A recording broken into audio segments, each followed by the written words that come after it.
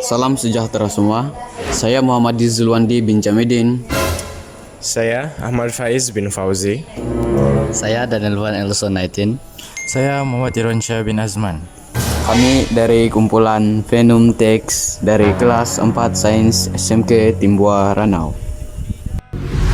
Dan ini guru pembimbing kami, Shigu Dorin Pius. Pada peringkat awal, guru bahasa Melayu kami, Shigu Dorin Pius, telah memberikan taklimat mengenai tugasan PBL ini. Seterusnya, murid-murid di dalam kelas kami dibagikan mengikut kumpulan, lalu setiap kumpulan akan diagikan tajuk masing-masing daripada buku teks dan mengikut RPT. Lalu, kami telah mencari bahan mengikut tema masing-masing seperti kumpulan kami. Kami telah diberikan tajuk berbudi bahasa. Kami mencari bahan-bahan sama ada dalam bentuk media atau buku. Kemahiran pertama, menganalisis soalan. Analisis soalan membolehkan kita menjana ide yang terdapat dalam cakupan soalan sahaja. Oleh itu, kesilapan dalam memilih isi yang keluar daripada kehendak soalan dapat dielakkan.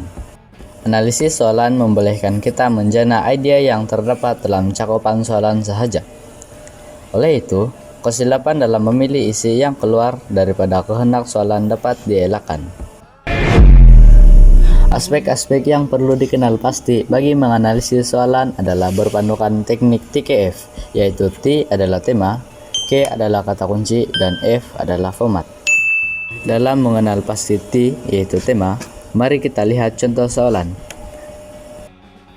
Baiklah, dalam soalan, kita boleh lihat bahwa budi bahasa adalah tema yang dikehendaki dalam soalan.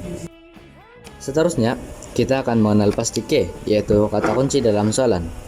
Kata kunci dalam soalan boleh dikenal pasti dengan menggunakan teknik KFC, di mana K ialah kesan, F ialah faktor, dan C ialah cara. Kita boleh menggunakan maksud yang sinonim dengan KFC.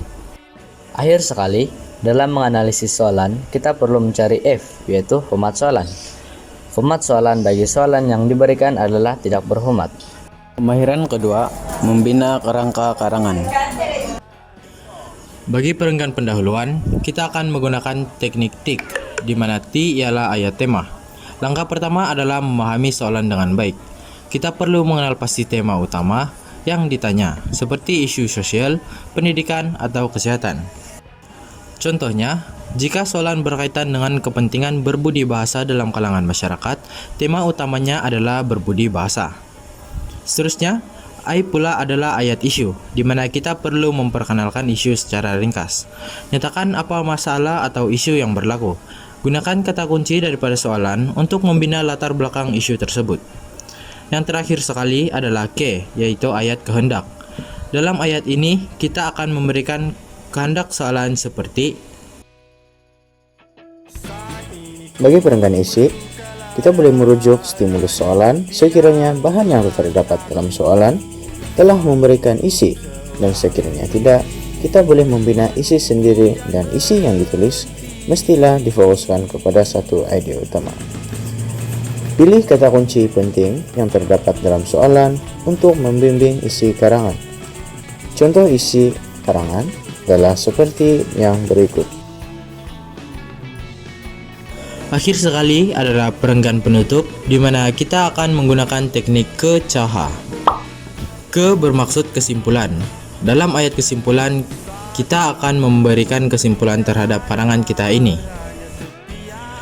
Ca pula adalah ayat cadangan, di mana kita boleh menyatakan cadangan atau cara yang boleh dilakukan, dan cadangan yang diberi haruslah berpandukan tema soalan. Akhir sekali ada H, yaitu ayat harapan. Dalam ayat harapan, kita akan memberikan harapan mengenai isu yang diberikan dalam perenggan pendahuluan berkurang atau tidak lagi berlaku. Kemahiran ketiga, menulis perenggan pendahuluan. Seterusnya adalah menulis perenggan pendahuluan. Dalam menulis perenggan pendahuluan, kita akan menggunakan teknik think. Anda mungkin heran mengapa pada kerangka karangan pada bahagian pendahuluan tadi kita menggunakan teknik tik. Tetapi dalam kemahiran menulis pendahuluan, kita menggunakan teknik think. Hal ini karena teknik tik hanya boleh digunakan dalam membina kerangka pendahuluan. Dalam teknik think, terdapat 5 aspek yang penting, yaitu yang pertama, T, ayat topik. Langkah pertama adalah mengenal pasti tema karangan. Tema ini adalah subjek utama yang akan dibincangkan dalam karangan tersebut. Pelajar perlu memahami dan merumuskan tema secara ringkas dalam ayat yang jelas. Aspek yang seterusnya adalah hedge, yaitu ayat huraian. Selepas memberi tema, kita perlu memberikan huraian mengenai tema tersebut. Huraian ini menjelaskan mengapa tema itu penting atau relevan pada masa sekarang. Seterusnya adalah I, yaitu ayat isu. Kita perlu mengenal pasti isu utama berkaitan dengan tema tersebut. Isu ini ialah masalah atau cabaran yang sedang dihadapi dan biasanya memberi sebab kepada perbincangan karangan. Selain itu adalah aspek N. N merupakan kesan atau akibat daripada isu yang dibincangkan. Dalam perenggan pendahuluan, kita perlu mengaitkan dengan kesan negatif atau kepentingannya. Akhir sekali adalah aspek K, yaitu kehendak soalan. Dalam aspek ini, kita perlu merujuk kepada kehendak soalan atau tugasannya. Ini biasanya melibatkan persoalan, cara untuk mengatasi masalah yang dibincangkan. Berikut merupakan contoh perenggan pendahuluan. Mulanya cuma bertentang mata. Kemahiran keempat, menulis perenggan isi. Bagi perenggan isi pula, teknik yang perlu digunakan adalah tohu cokep.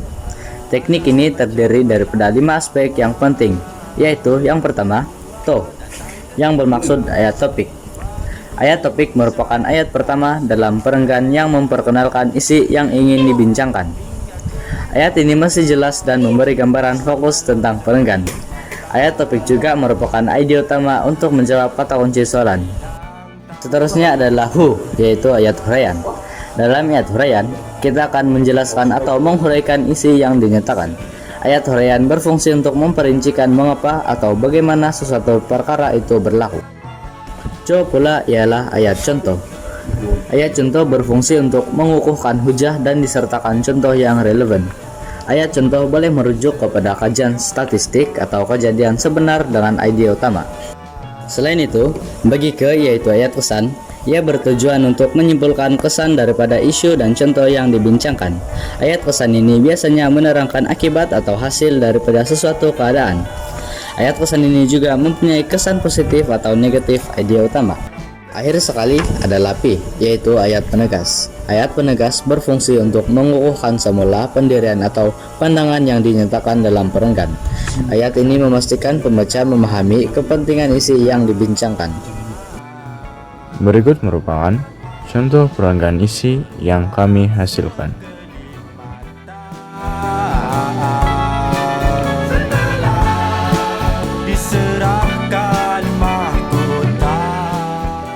Kemahiran kelima, membina perenggan penutup atau kesimpulan.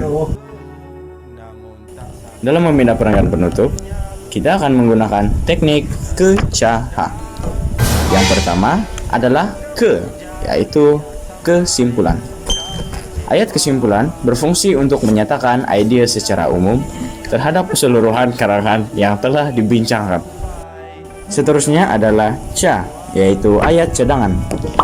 Ayat cadangan terbahagi kepada 2, yaitu umum dan khusus. Ayat cadangan ini mengandungi cadangan penulis secara umum untuk menangani sesuatu isu atau tema yang telah dibincangkan. Kita boleh menggunakan istilah semua pihak bagi mencakupi peranan semua pihak yang terlibat. Ayat cadangan khusus pula berfungsi untuk menyatakan pihak tertentu secara khusus seperti pihak ibu bapak, pihak kerajaan, pihak sekolah, dan sebagainya. Selain itu, H pula bermaksud ayat harapan. Ayat harapan berfungsi untuk mengungkapkan harapan penulis.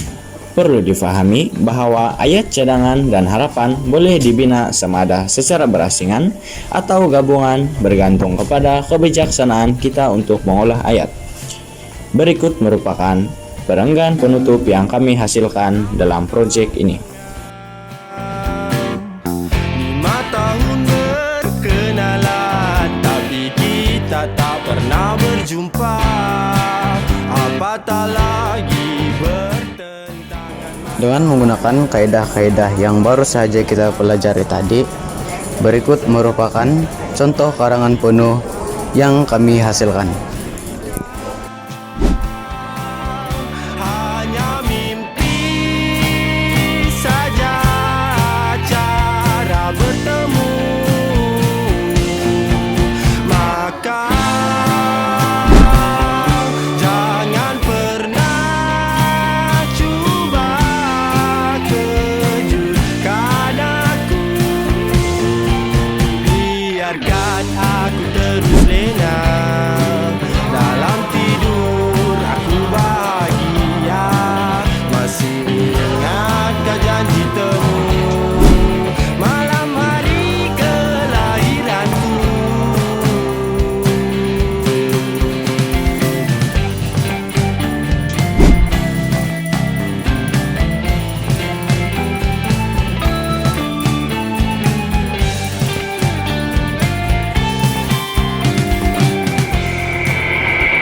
Dengan ini, sekian saja pembentangan kami tentang PBL Bahasa Melayu, penulisan karangan. Kami harap video kami ini dapat membantu Anda yang sedang menonton ini dalam membina karangan. Izinkan kami menutup pembentangan ini dengan sebuah pantun. Pisang emas dimakan abuya, masak sebiji di atas peti. Andai tutur ada yang salah bicara, maaf dipinta setulus hati. Sekian dan terima kasih. Dalam tidur aku bahagia, selamanya akan memujamu. Oh bunga janganlah begitu. Hari terus berlalu,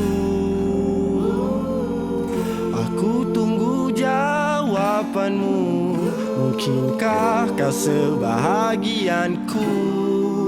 Rasa itu selalu membunuhku. Aku tunggu di tempat pertama bertemu, tanpa ada rasa jemu.